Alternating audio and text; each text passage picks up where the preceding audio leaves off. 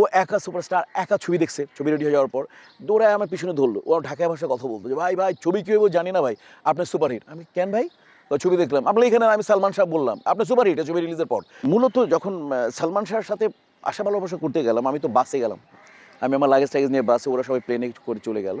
তো আমি বাসে করে গেলাম এবং আমি একেবারে পিছনে আমাকে বসানো হয়েছিল। পরে প্রোডাকশন ম্যানেজার আমাকে চিনলো। বলল, "এই ছবির মেইন ভিলেন আপনি, সামনে আসেন।" তারপর আমার সামনে বসিয়েছে। যাই হোক, তারপরে গেলাম, যাওয়ার পরে খুব স্বাভাবিকভাবে ছিলাম। আর ৪ জনের রুম ছিল, মানে ৪ জনের রুম একসাথে রুম শেয়ার করেছে। তারপর যখন কাজ করলাম, কাজ করার পরে যখন ভালো কাজ করলাম, তখন আবার আমাকে নিয়ে আবার সালমান শাহ ছিল মেইন জায়গায়, ভিআইপি কোটেজগুলোতে, ওখানে আবার নিয়ে এসছে আমাকে।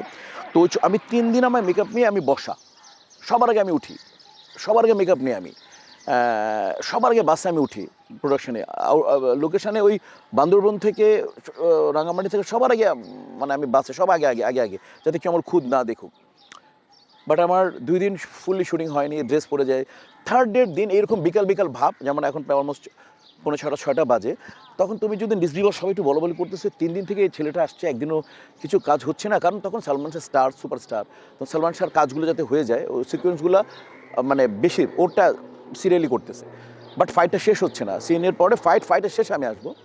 তো তখন আমার লাস্টে বললো যে আর আমি দূরে দূরে থেকে, সালমান শাহর একটা টিম ছিল, সালমান শাহ, ডন, ফারুক, ওনার ওয়াইফ সামিরা ছিলেন, আলাদা টিম, মানে ওর যে একটা স্টাইল ছিল, স্বাভাবিক কারণে উঠতে স্টার, নতুন একটা মানে বাংলাদেশের স্টার সবাই, আর দেখতে খুব ভালো ভালো লাগতো, মানে এক বাক্যের সুপারস্টার। তো তারপরে এই আমি একটু দূরে দূরে থাকতাম, কিছু সিনিয়র ফাইটাররা ছিল আমার আগে, আশা ভালোবাসা না, ওই যে ওই সময় আমাকে দেখেছিল, তারা বন্ধু সুলভ, ওদের সাথে আড্ডা মারতাম। তারপরে ডিরেক্টর যখন বললো, অ্যাসিস্ট্যান্ট গিয়ে বললো, "আপনার শর্ট।"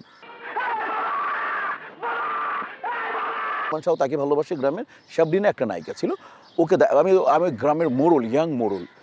তো আমি দেখার পর আমার প্রথম শব্দটা ছিল, প্রথম ক্লোজআপই ছিল যে, দেখার পর আমি সালমানকে, যে ও আমার প্রেমিকার সাথে কথা বলতেছে একটু দূরে, ফার্স্ট এটাকে আমরা ক্লোজআপ বলি, আচ্ছা, শুধু এই শব্দটা বললাম, বান্দরবনের পাহাড় পর্বত যেমন ইকো হলো, সুরের বাচ্চা, সবাই চুপ, সবাই যে যেভাবে ছিল সবাই খালি লুক দিল, কে এটা, সবাই এরকম এরকম বলে লুক দেওয়ার পর বলা, তখন একটা ক্ল্যাপ আসলো চারিপাশে, ক্ল্যাপ আসলো, বলো ঠিক আছে, প্যাক আপ।